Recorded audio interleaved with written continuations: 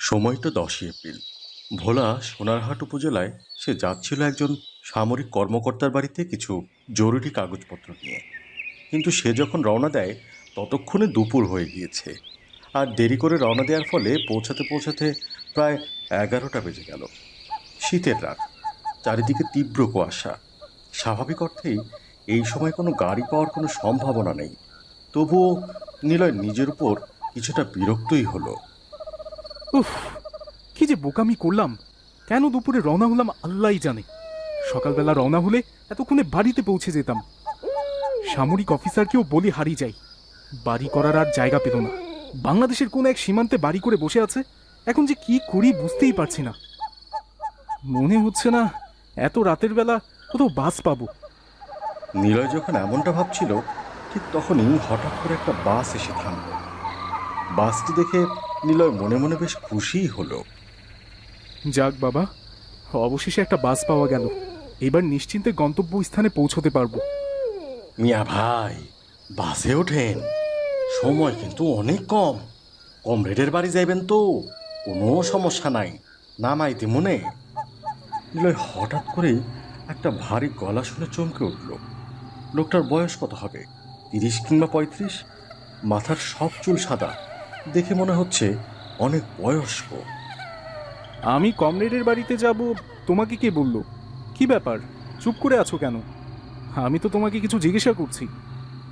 এর তো কথা কয়া কি হইব ভাইজান, তাড়াতাড়ি গাড়িতে ওঠেন, সময় কিন্তু অনেক খারাপ। নিলয়ের পুরো ব্যাপারটা অনেক অদ্ভুত লাগলেও সে ব্যাপারটাকে এড়িয়ে গেল, কারণ তার কাছে এখন এই মুহূর্তে ভাববার মতো কিছুই ছিল না। যেভাবেই হোক তাকে গন্তব্যস্থলে পৌঁছতে হবে, কাগজপত্রগুলো বেশ জরুরি।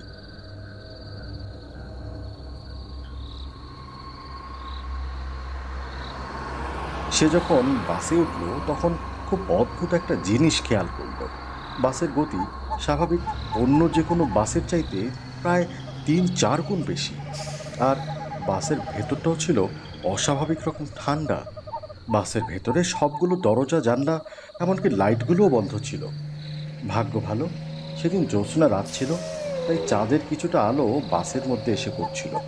পুরো ব্যাপারটা খুবই অস্বাভাবিক, কোথাও যেন কিছু একটা সমস্যা আছে। এতক্ষণ হয়ে গেল বাস চলছে, বাসের গতি দেখে তো মনে হচ্ছে অনেক আগেই পৌঁছে যাওয়া উচিত। এখনো তো কিছুই বুঝতে পারছি না, কোথায় আছি তাও তো জানি না। কন্ডাক্টর সাহেব, দয়া করে বলবেন যে আমরা এখন কোথায় আছি? এত বাতচিত ভালো না ভাইজান, যত বাতচিত করবেন সমস্যা ততই বাড়বে। আপনারে আগেই কইছিলাম সময়টা অনেক খারাপ। সেই কখন থেকে সময়টা খারাপ সময়টা খারাপ করছো। এখনই বাস থামাও, আমি নেমে যাব। কিন্তু এই কথা বলার সাথে সাথে কন্ডাক্টরটা বেশ অদ্ভুতভাবে হেসে উঠল। এই হাসিটা দেখে নিলয় সারা শরীর শিউরে উঠল। এমন বিশ্রী এবং জঘন্য হাসি নিলয়ের আগে কখনোই দেখেনি।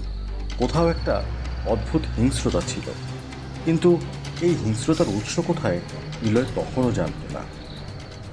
এই বাস থামানো যায় না ভাইজান, আমি বা আপনি চাইলেও এই বাস আর থামাতে পারবো না। এবার নিলয়ের মনে খুব একটা ভয়ঙ্কর সন্দেহ হতে লাগলো। সে বাসের আশেপাশে তাকিয়ে বোঝার চেষ্টা করলো কতজন যাত্রী রয়েছে, কিন্তু মাত্র 3জন যাত্রী ছিল। মাত্র 3জন যাত্রী নিয়ে একজন ড্রাইভারই গাড়িটি চালাচ্ছিল। এরপর নিলয় ভাবলো সবকিছু হয়তো তার মনের ভুল। তাই সে এক মুহূর্ত দেরি না করে বাসের অন্যান্য যাত্রীদের সঙ্গে পরিচিত হতে লাগলো। নিলয়ের সামনে যে যাত্রীটি বসেছিল, লোকটির বয়স প্রায় 60 থেকে 70-এর মতো। সমস্ত মাথা কালো চাদর দিয়ে মুড়ো, শুধু মুখটাই দেখা যাচ্ছিল। এই যে দাদু, আপনার কি মনে হচ্ছে না যে এই বাসটা একটু অদ্ভুত? এই পৃথিবীতে সব কিছুই অদ্ভুত, কোনটা অদ্ভুত আর কোনটা অদ্ভুত না সেটার ব্যাখ্যা কে দিতে পারে? ঠিক আছে দাদু, তা আপনি কোথায় যাচ্ছেন? আমি এখনো জানি না ঠিক কোথায় যাচ্ছি। আমি এখনো জানি না ঠিক কোথায় আমার যাওয়া উচিত। নিলয় মনে মনে ভাবল লোকটা হয়তো বা পাগল, কারণ কোনো সুস্থ মস্তিষ্কের মানুষ এমন অদ্ভুতভাবে কথা বলার কোনো কারণই নেই। আমি মনে হয় আপনাকে বিরক্ত করছি দাদু। কেন?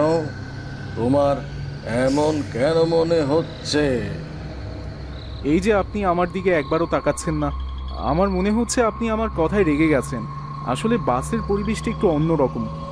স্বাভাবিক হওয়ার জন্যই আমি আপনার সাথে কথা বলতে এসেছি। এই সময় ভদ্রলোকটা হেসে দিল আর আস্তে করে নিলয়ের দিকে তাকালো। নিলয় তার দিকে তাকালো। সে অবাক হয়ে লক্ষ্য করলো তার চোখের মণিটি নেই, পুরো অংশটাই সাদা। হ্যাঁ, এইটা আমি কি দেখলাম? আপনার চোখটা এমন অদ্ভুত কেন দাদু? আমার চোখটা আগে অনেক সুন্দর ছিল। মুক্তিযুদ্ধের সময় পাকিস্তানিরা আমাকে ধরে নিয়ে যায়, তারপর খেজুরের কাঁটা দিয়ে এই চোখ দুটো গলিয়ে দেয়। কি বলছেন কি দাদু? আপনার চোখ গলিয়ে দিয়েছিল মানে? আপনি কি তাহলে মারা গেছেন? বোকা ছেলে, চোখ গলিয়ে দিলে কেউ আবার বেঁচে থাকে নাকি? তার মানে কি? আপনি কি বলতে চাচ্ছেন? আপনি মৃত?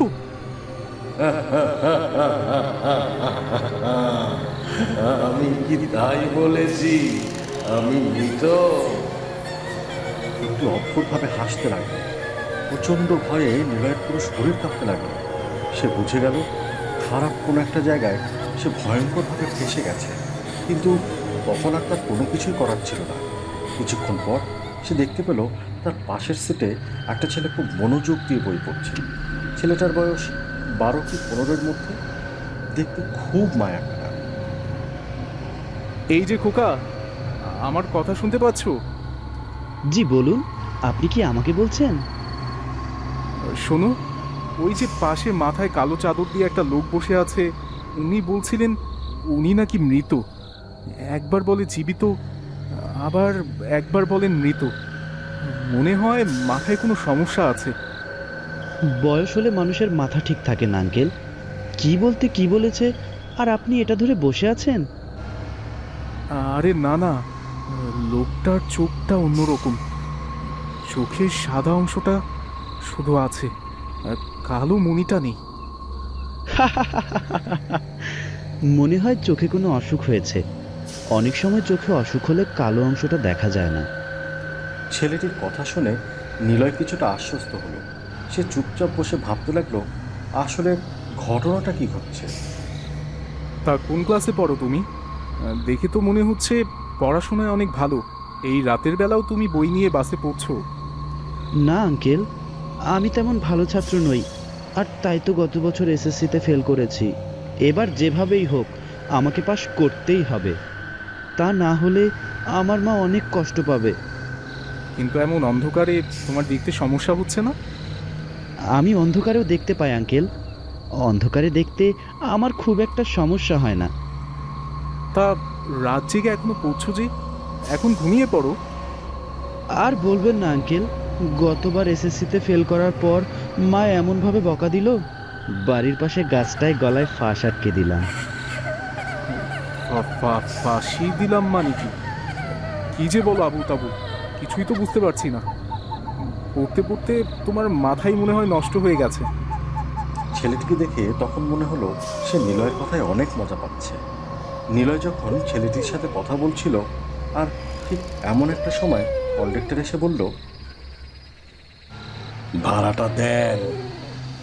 কোথায় আছি সেটাই তো বুঝতে পারছি না, আর তুমি ভাড়ার জন্য পাগল হয়ে গেছো। নিলয়ের এমন রাগান্বিত কণ্ঠ শুনে কন্ডাক্টর আর কিছু না বলে সেখান থেকে চলে গেল। এইবার নীলের অবস্থা কেমন যেন অচেতনের মতো হয়ে গেল, যেন সে আর স্বাভাবিক নিঃশ্বাস নিতে পারছে না। আর ঠিক এমন সময় তার পাশে একটি মেয়ে এসে বসে পড়ল।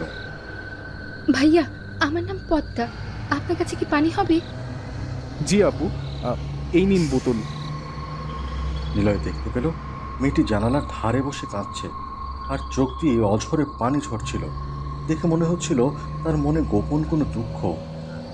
কি ব্যাপার আপু, আপনাকে দেখে মনে হচ্ছে আপনার অনেক কষ্ট। আরে না ভাইয়া, তেমন কিছু না। আপনি যদি কিছু মনে না করেন তাহলে আমার সাথে শেয়ার করতে পারেন। অনেক সময় নিজের জমানো কষ্টগুলো কারোর কাছে বললে মনটা হালকা হয়ে যায়। কি আর বলবো ভাইয়া, আপনাকে কথাগুলো বলা উচিত হবে কিনা সেটাও বুঝতে পারছি না। ভালোবেসে ক্লাসমেটকে বিয়ে করেছিলাম, পরিবার থেকে আমাদের সেই বিয়েটা মেনে নেয়নি।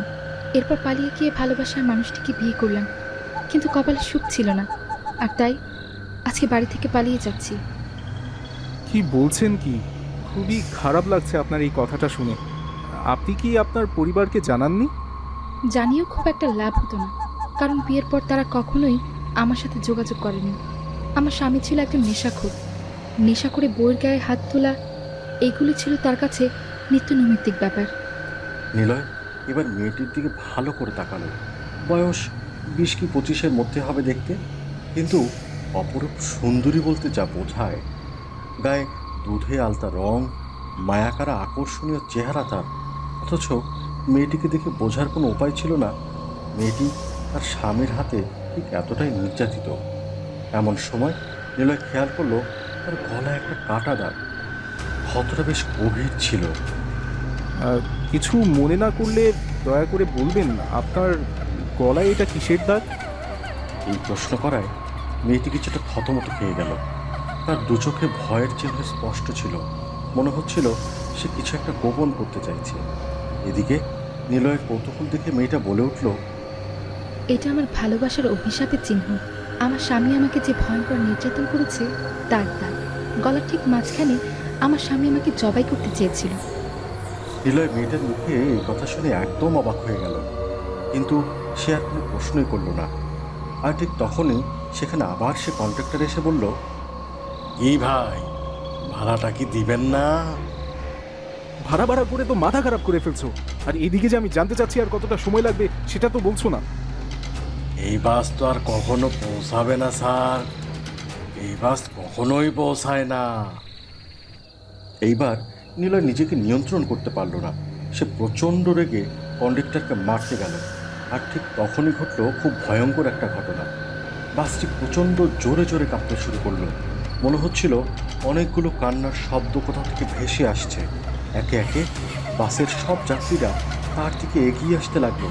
নিলয় প্রচণ্ড ভয়ে কাঁপতে লাগলো, চিৎকার করতে লাগলো, কি কোথায় আছো, আমাকে বাঁচাও। কি হ্যাঁ ছোকরা, তোমাকে বারবার বলছি ভাড়াটা দাও। তুমি জানতে চাইছিলে না চোখ গেলে দেওয়ার পরও আমি বেঁচে ছিলাম কি না?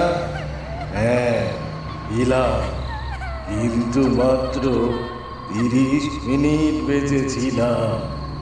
এরপর আর যাই হোক, আমি তো আর বেঁচে থাকিনি, মারা যাই।